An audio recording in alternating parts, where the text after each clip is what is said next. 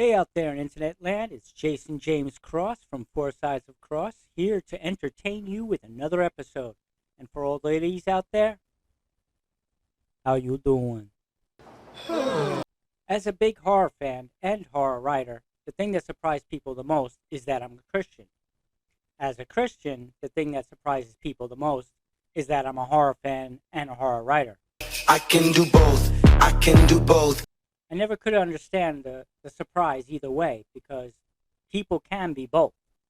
Horror entertains me, while being a Christian is how I live my life. I didn't become born again until I was in my 30s. Meanwhile, when I was young, me and my father bonded over horror. Now, I'm not going to say I was a horror fan from the beginning. Of course, as a little child, there's a lot of things that scared me. When I was growing up, me and my father bonded over horror and over Star Trek. Tonight we're going to talk about horror, maybe save Star Trek for another conversation. Go to hell. Now, I'm not going to pretend that I loved horror right off the bat, especially when I was little. There was a lot of things that really scared the out of me. Just like any child, I was terrified from these films. Growing up, my father wasn't really a big Disney fan or any kind of kids movie fan as far as I remember. So in the 80s, I grew up with the Freddy Kruegers, the Jason Voorhees, and the Michael Myers. As time went on, I learned to love these films. They grow on you. Yes, slasher films from the 80s are definitely my favorite. As I recall, I think the first movie I went to see by myself was Child's Play.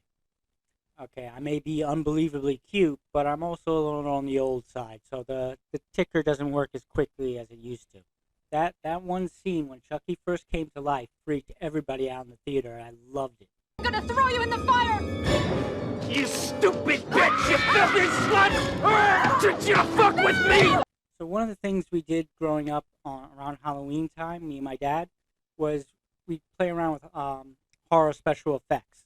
It was so awesome to see like how these things in the movies came to play. Like we did zombies with veins sticking out and sores and stuff like that. When you do things like that, it doesn't become so scary when you see it on the screen, when you understand exactly how they did it. I remember one year, which I don't have a picture of, unfortunately. I went as the Terminator, and from Terminator 2. The way we did all the makeup, where there was skin peeled off here, and you seen silver, and we had the plastic side thing, so it looked like the whole side of my face was ripped off, and there was the red light.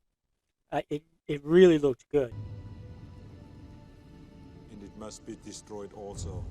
So it was very interesting playing with these kind of things and seeing how you make these bloods, how you make the pus.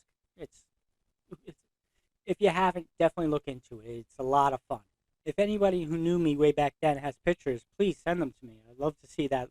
I remember that it looked awesome, but I'd like to see it again. Oh, sorry, I got distracted there. I just happened to see my reflection and I was mesmerized. I am so amazingly good looking. Which I'm sure you understand it as you're watching me on this video. Amazing. So I grew up with horror and learning the special effects behind the scenes with zombies and Jason and the burnt flesh of Freddy. I got to see firsthand that everything on the screen was fake, which is very helpful when you're a little kid and these things are scaring you. So knowing all that stuff, when I first came to Christ, when I first gave my heart over to Jesus, I didn't see any reason why I should stop watching horror. It was very entertaining. I still find it very entertaining, most of it. And that seemed to bother some of my church family, because some of them would say, how can you watch that stuff and be a Christian? The number one reason they always gave me was, you shouldn't watch that stuff because spirits can come out and like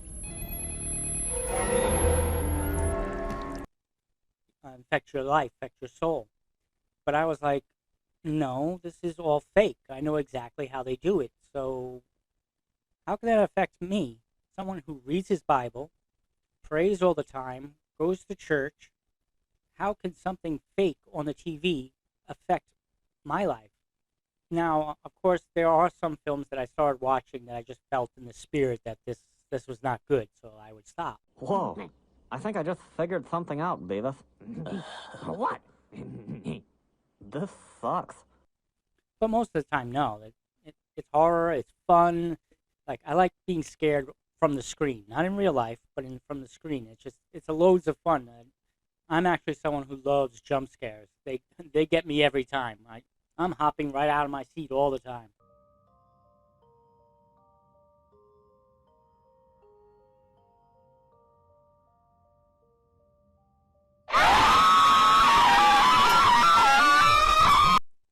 Now, feeling something in the spirit where I'm watching and I just feel that it just feels wrong.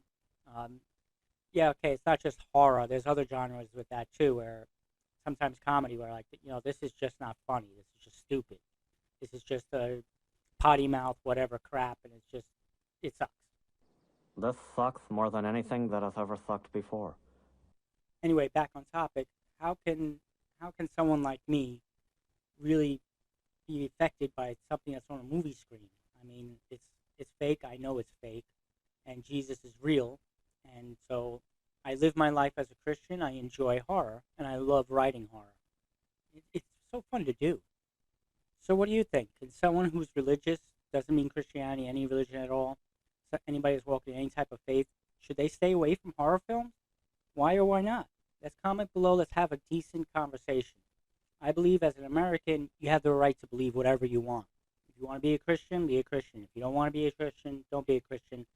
I'm not going to argue with you. But let's be considerate to each other down below. Let's not do name calling. Let's just have a decent conversation. Where do you stand as far as horror and faith? Can they coexist with each other, or you need to get rid of one in order to enjoy the other? Again, let's be respectful, and let's just have a decent conversation. Well, that's all I got tonight, so good night, God bless, and may you enjoy all your nightmares.